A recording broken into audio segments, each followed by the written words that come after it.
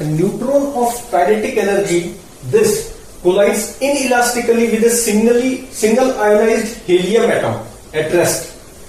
It is scattered at an angle of 90 degree with respect to its original direction. ठीक, तो क्या बोल रहे हैं कि ये एक न्यूक्लियस था और इसके अराउंड हेलियम न्यूक्लियस है, सिंगल आयनाइज मतलब एक इलेक्ट्रॉन है इसके अंदर, और ये क्या है 4m मास हो गया इसका। अगर इसका न्यूट्रॉन का मास अगर m है, ठीक है, तो ये ऐसे टकराया इस पे m मास का न्यूट्रॉन,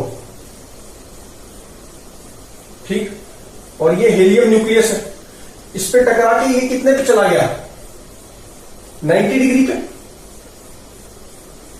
ओरिजिनल डायरेक्शन के 90 डिग्री पे स्कैटर कर गया, तो ये जो m था ये ऐसे चला गया। अच्छा, तो अब मोमेंटम तो कंजर्व होगा, ठीक है, मोमेंटम कंजर्वेशन तो लगाएंगे ही लगाएंगे, तो मोमेंटम कंजर्वेशन होगा तो अब इसमें इनिशियल एक्स एक्सिस में मान लो एक्स एक्सिस ऐसे है और वाई एक्सिस ऐसे है, तो फाइनल मोमेंटम वाई में भी है और इनिशियल मोमेंटम एक्स में था। इसका मतलब ये 4m कुछ इस तरह जा रहा होगा, ठीक है, तो इधर की तरफ इसकी वेलोसिटी होगी, ये अगर मान लो ये v0 से जा रहा था इधर, ठीक, और फिर इसकी वेलोसिटी होगी v1 परपेंडिकुलर और इसकी होगी मान लो v2 होगी इधर, ठीक है।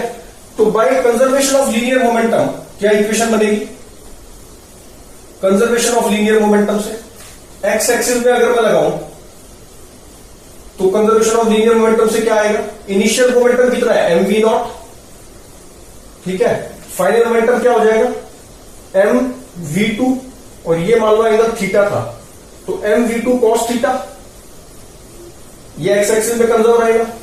अच्छा, वाई एक्सिस में क्या होगा, initial momentum is final momentum, इसका तो कंट्रीब्यूशन है नहीं फाइनल में, तो इसी का है बस, तो वाई एक्सिस में क्या हो जाएगा, वाई एक्सिस में तो जीरो था इनिशियल मोमेंटम, फाइनल मोमेंटम भी जीरो होगा, तो फाइनल मोमेंटम क्या होगा mv1, ऊपर की तरफ पॉजिटिव ले रहा हूं और नीचे की तरफ नेगेटिव ले रहा हूं, यहां पर भी राइट की साइड पॉजिटिव ले रहा था और लेफ्ट की साइड नेगेटिव एक्स एक्सिस में, तो ये साइन कन्वेंशन हुई, माइनस mv2 साइन थीटा हो गया, ठीक, ये इक्वेशन लगी। अच्छा, अब मैं चाहता हूं कि ये थीटा को मैं एलिमिनेट कर दूं, तो cos square theta plus sign square theta वाली आइडेंटिटी लगा लेंगे, ठीक है, तो m से तो m कैंसिल हो रहा है, ये भी m कैंसिल हो गया। अच्छा देखें तो ये 4m था ना, this is equal to sorry ये 4m है ना, तो 4m आएगा, और ये कितना था mv2 को, ये कितना है 4m है, यहां भी 4m आएगा।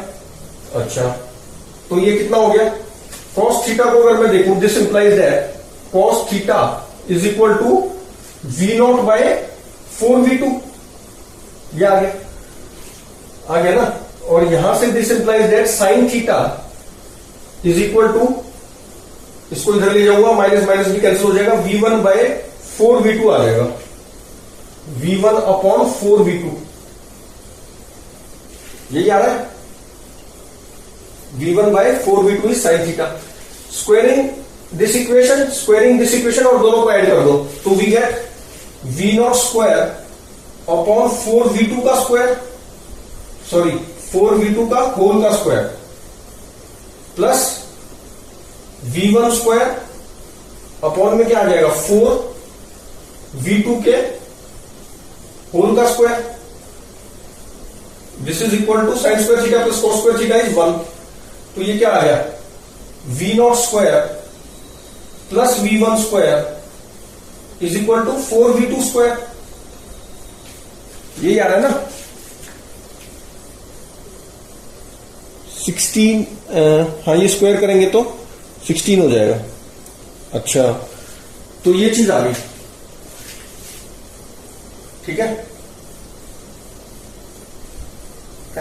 4mv0, अच्छा, तो ये कितना आ गया 4v2 का स्क्वायर, 4v2 का स्क्वायर, ठीक। अब इसको मैं क्या करता हूं कि काइनेटिक एनर्जी, अच्छा अब ये तो इक्वेशन होगी हमारे पास।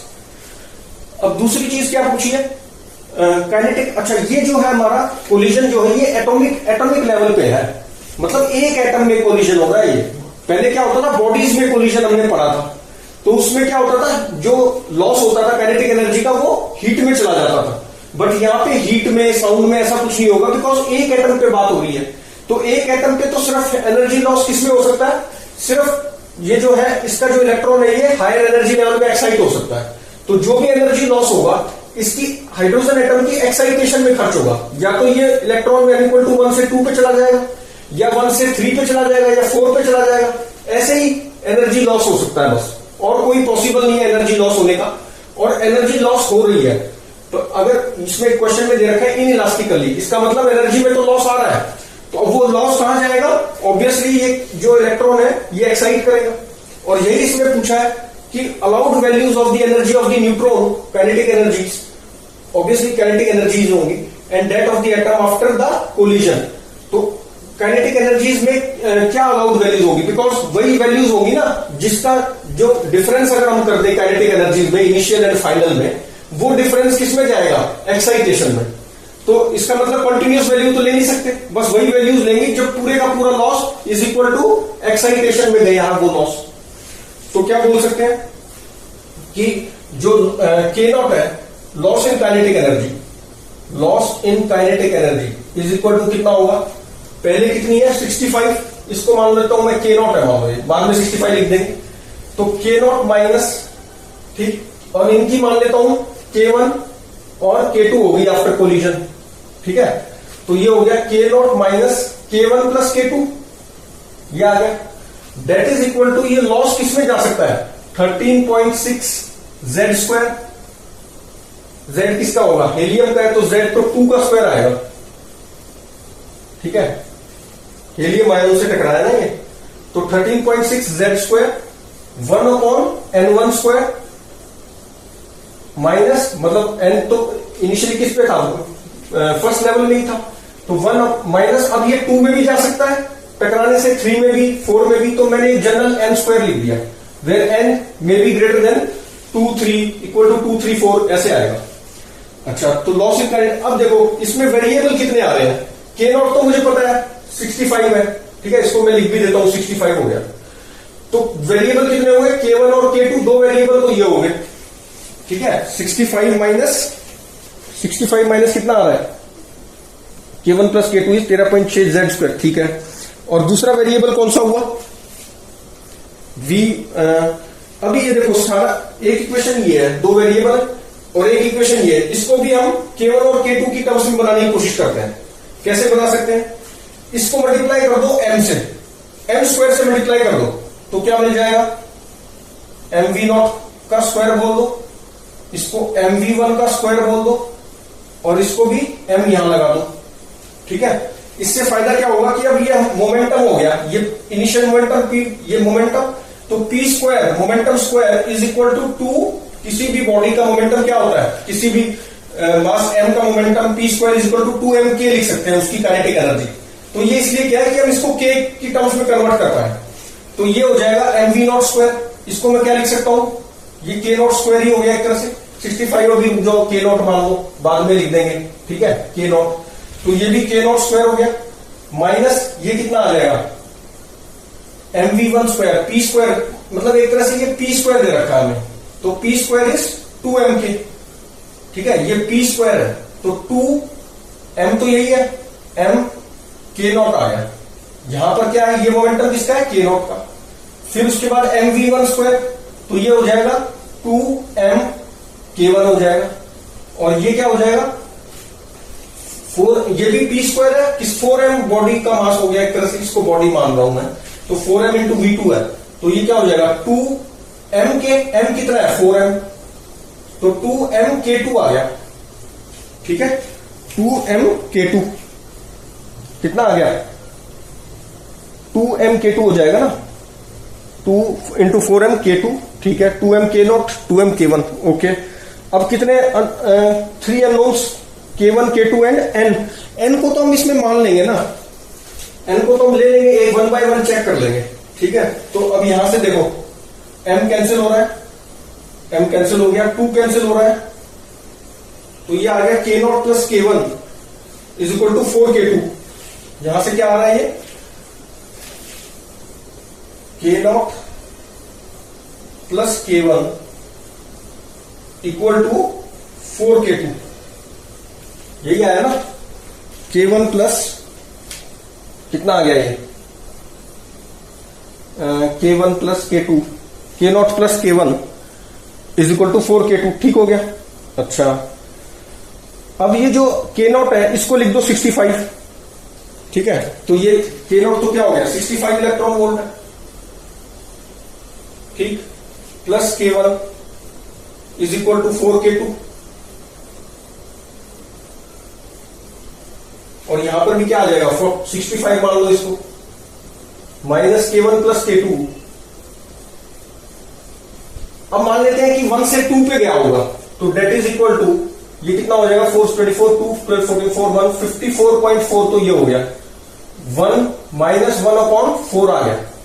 ये ट्रांजिशन मान ली मैंने कि n इक्वल टू 1 से n इक्वल टू 2 में गया होगा, ठीक।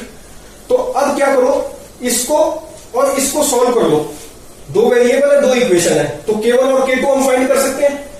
अब ये जो सॉल्विंग है ये खुद करना, कैलकुलेशन मैं नहीं कर रहा हूं। इसको, ये एक इक्वेशन होगी 1 और ये एक इक्वेशन होगी, इसको मान लो 2। सॉल्विंग 1 एंड 2 वेरिएबल्स है, तो k1 और k2 हम फाइंड कर सकते हैं। अगर k1 और k2 दोनों पॉजिटिव वैल्यूज आ गई तो इसका मतलब पॉसिबिलिटी है, kinetic energy is always positive. तो k1 और k2 पॉजिटिव वैल्यूज आ गई तो इसका मतलब ये ट्रांजिशन हो सकती है, 1 से 2 में जा सकता है, ठीक है, इसमें यही बोला है ना। तो ये वाली मतलब पॉसिबल वैल्यूज रहेंगी, ये लॉस तो इतना ही होना है, तो ये वाली पॉसिबल वैल्यूज करेक्ट है। Allowed values of energy of neutron and atom पूछा है ना, तो ये जो पेयर आएगा ये हमारा आंसर हो जाएगा। अच्छा, फिर उसके बाद n को क्या है 3 मान लो, n को 3 मान के करो, ठीक, तो 3 3 9 हो जाएगा ये। फिर से सॉल्व करो इसको, इन दोनों इक्वेशंस को। अगर फिर से पॉजिटिव आ गई k1 एंड k2 तो वो वाला भी हमारा अलाउड पेयर होगा। अच्छा, और फिर उसके बाद इसको 4 मान के करो, मतलब 16। अब जब हमने, ऐसे मैंने कर चुका हूं मैं इसको पहले, तो जब हमने n को 2 माना और 3 माना तो k1 और k2 की हमें पॉजिटिव वैल्यूज मिली, तो वही हमारे आंसर्स हैं। लेकिन जैसे ही मैंने n को 4 माना तो फिर वो वैल्यूज हमारी k1 या k2 जो है एक नेगेटिव आ गई, तो वो पॉसिबल नहीं है। तो दो ही सेट ऑफ वैल्यूज मिली k1 और k2 की, ठीक, तो वही हमारे आंसर होंगे। अच्छा, इसमें ये भी पूछ लिया कि डी एक्साइटेशन कौन सी होगी। डी एक्साइटेशन मतलब होगी तो उसमें फ्रीक्वेंसी ऑफ फोटोन एमिटेड, क्योंकि अब डी एक्साइट तो होगा एक्साइट होके। अब एक्साइटेशन कौन सी पॉसिबल है 2 और 3 में, 4 वाली तो रिजेक्ट होगी, तो 2 और 3 में पॉसिबल है, तो यहां से हम निकाल सकते हैं इसको 2 मान लो पहले, तो ये हो जाएगा 13.6 2 का स्क्वायर, ठीक है, और ये हो गया 1 माइनस 1/2 का स्क्वायर, ये 1 का स्क्वायर पूरा लिख दिया, डेट इज इक्वल टू, यही तो ही एनर्जी फोटोन जो एमिट होगी, तो HF मान लो इसको, और ये F पूछा है, तो F इक्वल टू कितना हो जाएगा 13.6/h, और ये सॉल्व करेंगे तो फ्रीक्वेंसी मिल जाएगी। इसी तरह 3 वाली भी पॉसिबल है, तो फिर इसको 2 की जगह 3 स्क्वायर लिख के और फिर फ्रीक्वेंसी निकाल लो, तो 2 फ्रीक्वेंसी पॉसिबल हो जाएंगी, ठीक है, 2 ट्रांजिशन पॉसिबल है ना, क्योंकि उन्हीं पे k1 और k2 पॉजिटिव आ रहे हैं। तो इस तरह से हम इसको सॉल्व कर लेते हैं। It's a good question. इसमें मेन चीज यही थी कि जो लॉस है वो सिर्फ जो ट्रांजिशन है उसी में जा सकता है, हीट वगैरह इसमें नहीं हो सकती when we are talking about atomic level. तो हमने ये डायरेक्ट क्वेश्चन हमने कर लिया ऑब्लिक कोलिजन वाला। देखो ये ऑब्लिक हो रही है ना, इसमें इजी पूछते हैं, फिर अगर मान लो इसमें ये हेड ऑन कोलिजन होती तो और इजी रहता, ठीक है। हमने डायरेक्ट किसका कर लिया ऑब्लिक कोलिजन, ठीक है। तो ये इस तरह से हम इसको सॉल्व कर लेते हैं।